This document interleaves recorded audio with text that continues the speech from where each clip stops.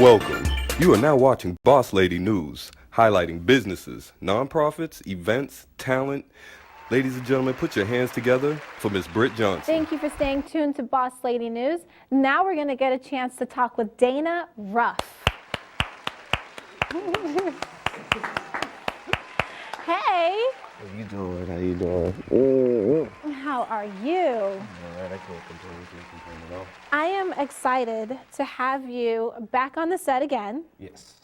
For those that don't know you, you're, I want to say, an amazing New England poet. Thank you. Thank you Here, very much. and I can't wait to see, you know, the explosion and recognition that you will be getting, which I believe is coming, and it's already on its way. Thank you very much. I hope so. Shoot, I've been doing this for long enough, so Right. it better come soon enough.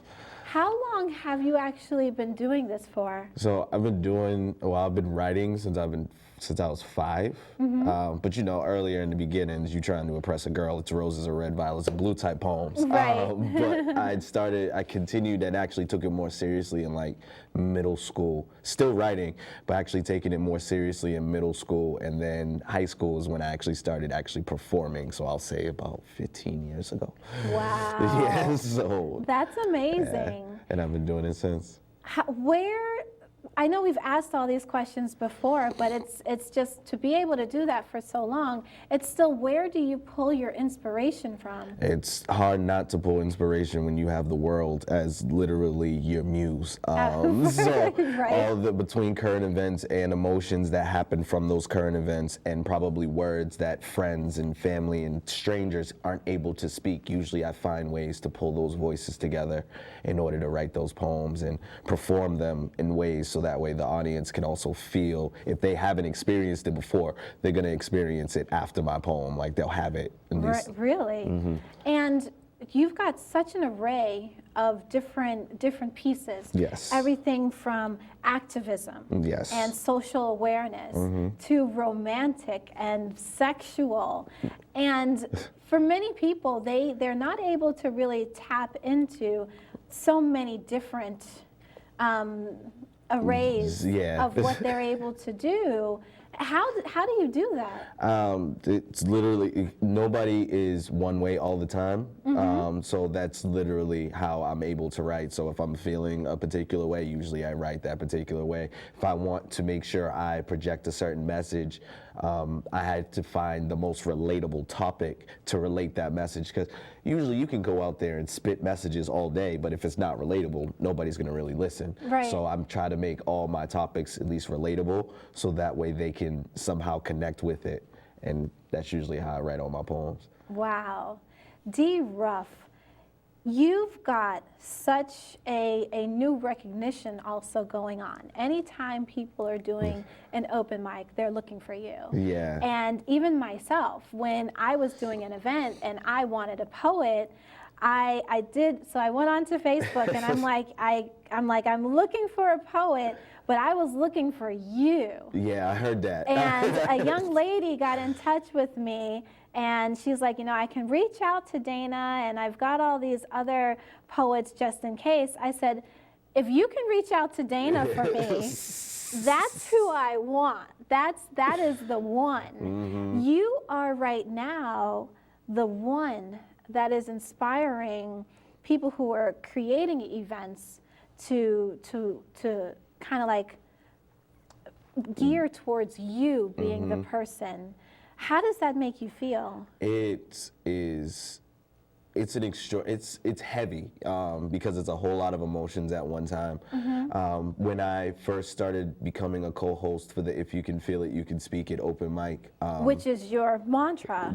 Yeah, that's the mantra everybody knows. Whenever they see me, they yell that out or try to yell something along the lines of it. Right. But it feels, when I accepted the role as the co-host of the mic, I didn't know what came with that. I just did it because, one, somebody was crazy enough to give me the opportunity to do something like that, and I was just talking about it months ahead of time. Like, nobody's gonna be crazy enough to make me a host of a mic. That would be insane. I'd say all the stuff I want to say, and she did. And when Jadi, who is the founder and my co-host, my mic wife, when she put it all together and let me do it, I blew up, and then from that point on, we're 7 years down the line now. People are coming to me saying, "Hey, look, we heard that your mic is the mic. Like, if we don't, like, certain mics, certain vibes aren't the same if they don't come here and at least learn something, learn how to try to put things together." And her and I are still looking like, well, we just know how we want things to be set up. Right.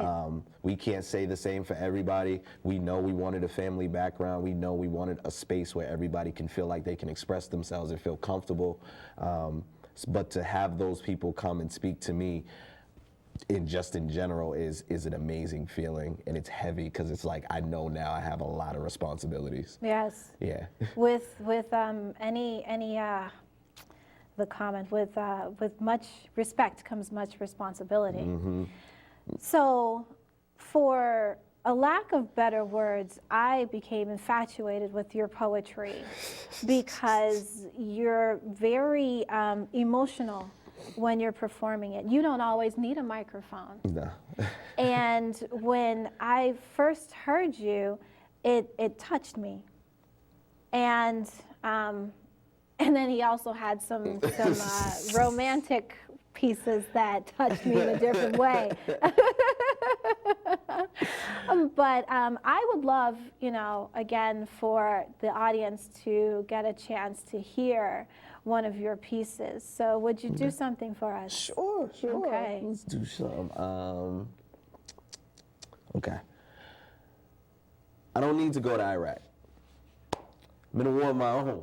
Watching a new dream here be shattered with the chrome going on is all of this stuff that we can't condone because it's bad when you're with the crew because there's a Judas in every home. But how are we gonna stop visuals from getting intellectuals who think we're a bunch of animals because of some individuals? This is critical. People aren't wanting to hear any of the spirituals because they're not loving our women when they could be loving these materials. See, in this place, I don't feel saved. With gold chains around my neck and wrist, I'm a new American slave with rivals amongst my group and with others. But how are we enemies and we supposed to be brothers? And how are we hitting the women and we supposed to be lovers? I guess we stooped down to disgracing our mothers. See, before this, our ancestors were being whipped on their back. Even though that wasn't us, we should still feel that rage from that leather on our back. We should still feel the pain because the scars are not done. We're like Kunta in our own ways, trying to run for freedom, but there is none. Everywhere they go, there's dead ends and roadblocks. Certain people going through walls when they're Milwaukee and buck shots. They're quick to catch Kobe, but not the murderers of Biggie and Pac. By this, you can kind of find out who's in and who's not. And these same people want me to follow in their path because of my light skin, but I can't follow in their past because of my past. Under my eyes, there were bags when my brothers wore rags, and some of them still get mad because we're glad. Then they wonder why we get stuck in the system, live and die by a system, get screwed by a system. So we're saying, F your system, because I've already been handed your hood's death sentence. I don't need to be told what a judge and jury in my presence see. Sometimes I don't want to be me, and I got Latin people, Asian people, even certain white people that want to be me, but is this something that they see that I'm just blind to, or is it because they're getting tired of being viewed? So you want to get mad when I call most authorities thieves, but don't forget they stole me in this land you call the free. So let's get this straight. This isn't the land of the free. This is the land of the legal criminals, but I can't leave. But I can't breathe in the truth when I inhale lies. People don't see this, so they swarm to this rotting country like flies. I don't really like them taking what's mine, but is that the capitalist in me or a part of me that needs to die? I can't decide. But I need to stop complaining about me because there are immigrants that want to be where I be. Wow, that's incredible. Thank you. Thank you so much. Whenever you spit a piece, there's so much, like I said, emotion in there. And for a young person, you're able to touch base and articulate, like you said, social issues. It's amazing. And you're still like the person that everybody wants to hear and hear how you put it together, how you structure this. I think it's amazing. It's incredible. Thank you. And I, for one, have always said and want you to continue.